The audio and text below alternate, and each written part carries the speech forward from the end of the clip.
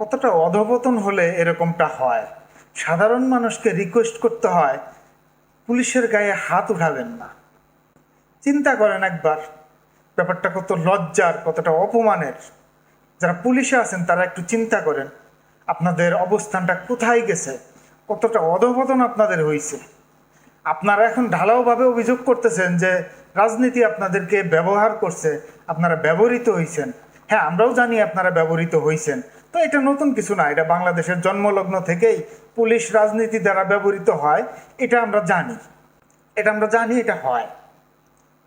তো রাজনীতির ছত্রছায়া পেয়ে আপনারা কিন্তু কম করেন নাই। সাধারণ মানুষকে, নম্র ভদ্র লোকজনগুলোকে ইয়াবাদে ফিটিং দিতেন, মানুষকে ফিটিং দিয়ে টাকা পয়সা লুটে নিতেন ছিনতাইকারীদের মতো। গরিব একটা ছেলের চাকরি হয়েছে, পুলিশ ভেরিফিকেশনের জন্য আসলে আপনারা টাকা ছাড়া সেটা করতেন না। আপনারা ভয় দেখাইতেন যে আপনারা কিন্তু ভুয়া রিপোর্ট দিয়ে দিব, তো চাকরি আর হবে না। এরকম হাজারো আকাম কুকাম আপনারা করছেন।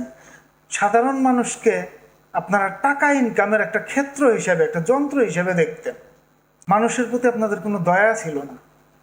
সত্যি কথা বলতে অনেক সময় আমি নিজেও পুলিশ দেখে ভয় পেতাম যে আমাকে যদি একটা ফিটিং দিয়ে দেয়, একটা আবার মামলা দিয়ে দেয়, বা কত রকম ফিটিং তো আছে, যদি দিয়ে দেয় একটা হয়রানির বিষয়। আমার মতো হাজারো মানুষ আপনাদের থেকে ভয় পেত। আর আপনারা যাদেরকে ফিটিং দিতেন তাদের কি অভিশাপ লাগে নাই? মানুষের অভিশাপ খুব খারাপ জিনিস। এই বর্তমান যে সিচুয়েশন, এগুলো হচ্ছে আপনাদের পাপের ফসল, মানুষের অভিশাপ। আপনারা এখন ঢালাওভাবে অভিযোগ করেন, রাজনীতির দোষ দেন, তখন আপনারাও কম নাচেন নাই। অমুক ভাই, তমুক ভাই, অমুক নেতা, তমুক নেতা আপনার ভাই। আপনারাও চাইতেন রাজনীতি আপনাদেরকে ব্যবহার করুক। যাই হোক, যা হবার হয়ে গেছে। আশা করি এবার আপনাদের মধ্যে পরিবর্তন আসবে, কারণ যথেষ্ট শিক্ষা আপনাদের এর মধ্যে হয়ে গেছে বা হওয়া উচিত। এবার সত্যি সত্যি আপনারা জনগণের সেবক হবেন, এরকমটাই আশা করতেছি। রিকোয়েস্ট থাকবে, অপরাধীকে শাস্তি দিতে পারেন আর না পারেন, কোনো নিরপরাধ ব্যক্তিকে শাস্তি দিয়েন না দয়া করে।